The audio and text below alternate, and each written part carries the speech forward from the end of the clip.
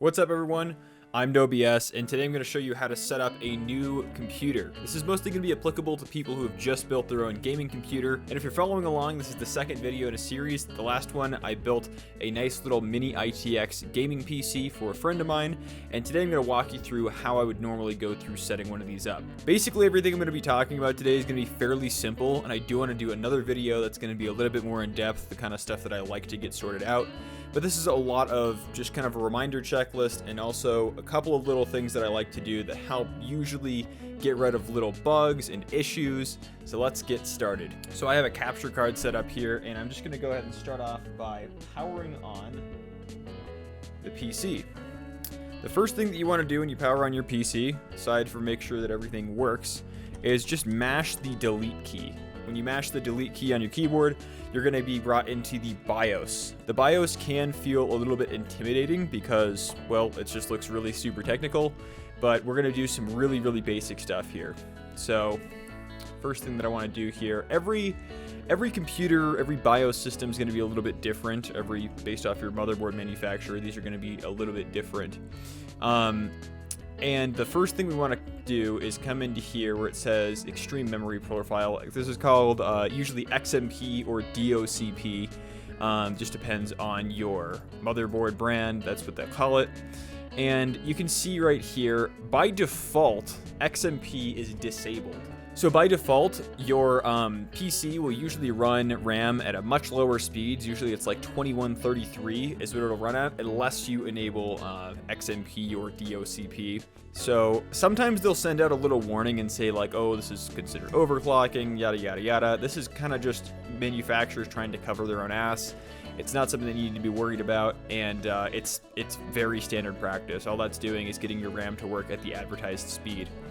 The only other thing that we're going to do in here is just go ahead and make sure that fast boot is disabled. I think on Asus boards this is usually enabled by default. This is just a little thing that I like to do because it tends to prevent some issues from popping up. So essentially all that fast boot does is it allows your computer to boot up a little bit faster. And really oversimplified explanation is that it's going to load a lot of the default values or the previous values that were assigned to a lot of your hardware, and sometimes that can cause things to just get a little bit wonky, and it can definitely cause glitches to pop up. So your system might take like an extra half a second to turn on, but you just help running into some weird issues that are like annoying to diagnose and everything like that. The other thing that I just want to point out, we're not going to really be touching this today, but your fan controls are going to be built into your motherboard. I personally do not like downloading other applications to monitor my fans for me and to control them. I just like using the default system that's right in here. The reason for that, it's not that there's necessarily anything wrong with apps that control your fan speed. It's just that it's already built in, and I don't have to worry about anything, updating or having weird issues or resetting settings. This is just dead simple. I know it's gonna work, and I trust it. So that's just how I like to enable my fans. If you want, you can just tweak these however you want to. We'll probably talk a little bit more about tweaking your fan settings in another video, but that's, if you guys want to see it, I can talk about that. I like to get my systems nice and quiet. Okay, so now we're in Windows, and I'm going to assume that this is a new computer and this is just a fresh installation of Windows. Now, I understand that some people, in order to save some money, or maybe if you have an extra SSD lying around somewhere, then you might be using that. I do strongly recommend doing a fresh install of Windows, and it's very easy to do. I'll put the instructions on the screen right here, just so you know how to do that. But it's definitely something I'd recommend doing. It just gets your system cleaned up, and honestly, I would say that it's even a good idea to just do a fresh install of Windows maybe every year or so, because things just get cluttered. You end up with a lot of junk files that you don't need. And especially when you're working with a new system, if you have a weird issue, it's nice to just get that sorted out. Now, just a couple little housekeeping things. You're going to have a few things pinned to the taskbar that are going to be annoying, and you can just unpin things like that. You just right click and you do unpin. So in case you didn't know how to do that, I always like to just have Chrome there, just keep things really clean.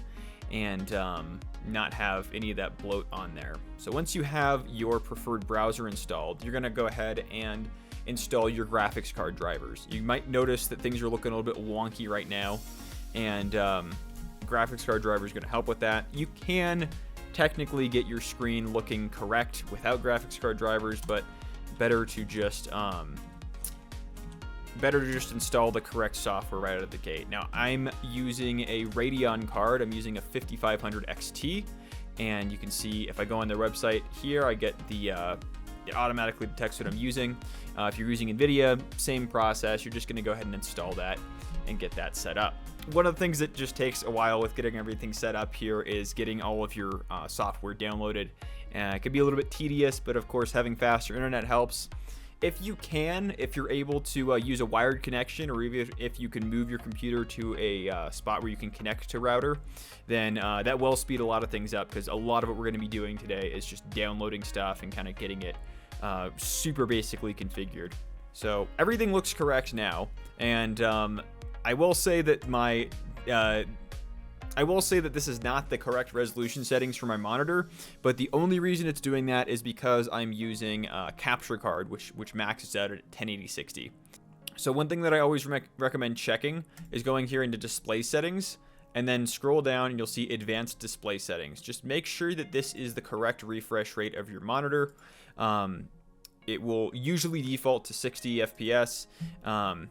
So just make sure that that's all set. Now, just a little note that I want to throw in, because I've experienced this in the past. If you're experiencing issues where you're seeing like lines in your display and flickering, there are two things that can usually cause that. It could be your monitor, but the more common ones that I've seen is that either your graphics card drivers are not up to date and there's just a weird bug happening. In which case I recommend doing a full uninstall of your drivers and reinstall the most up-to-date version. The other thing is that your cable could be not up to spec.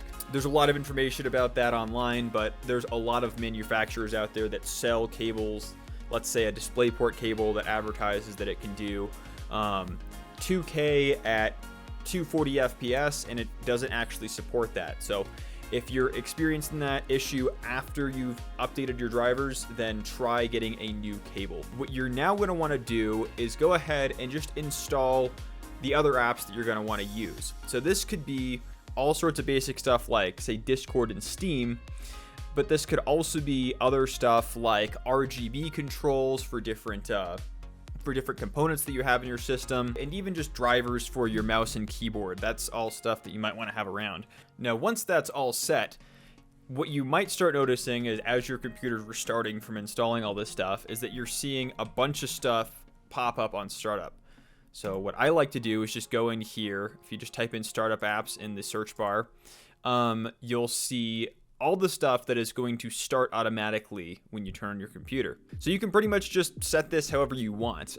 This is going to be someone else's computer, so I'm going to leave Steam to automatically launch, and I'm going to have Discord automatically launch. So that's just an easy way. Obviously, there's no right or wrong way to do this, but I find that on my own personal system, I do everything on it, so I don't always want Discord and Steam starting up right away. Next, I want to talk about doing a few things that are not essential, but I would recommend doing. These are going to take just a little bit longer, but this is a really good practice that I like to do when I get a system set up.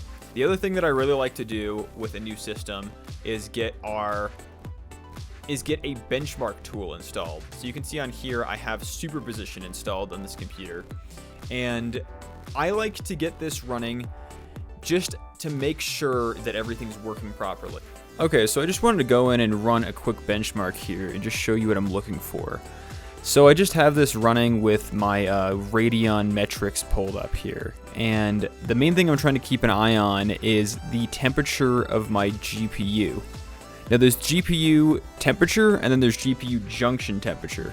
The junction temperature doesn't really matter as much. It's okay if those get really hot, even in like the 80 or 90 degree range. We don't want the GPU itself to be exceeding anywhere near 80 C. On a stock card that has decent cooling, it shouldn't really get very hot. Maybe 70 C is reasonable. I like to get mine a little cooler, down to around 60 C. We'll also keep an eye on the CPU temperatures. They can get up to about 90 C before they really thermally throttle, but you still want to have temperatures that are on the lower end. And you can see here that just having a decent case with some good fans in there, I have my CPU running around 40C even when we're fully loaded in a benchmark. And so you might think to yourself, okay, well, what does that mean? What do I do about that? I would say the most common reason for this is that you have a poorly built or really cheap case and your system is just not getting enough airflow. So it's getting overheated and it is throttling back on performance. So that's something to be mindful of. If you spent a really low amount of money on your case, then this is something that can certainly happen. If you didn't buy a super cheap case or a case that you know performs well thermally, what probably is going on is that one of your fans isn't spinning. And two common reasons for that are either you didn't connect the fans properly, maybe you forgot to plug them in, or that you have a cable stuck in one or two fans and so they're not spinning. So this is just a really good sanity check as opposed to going around and trying to check everything manually.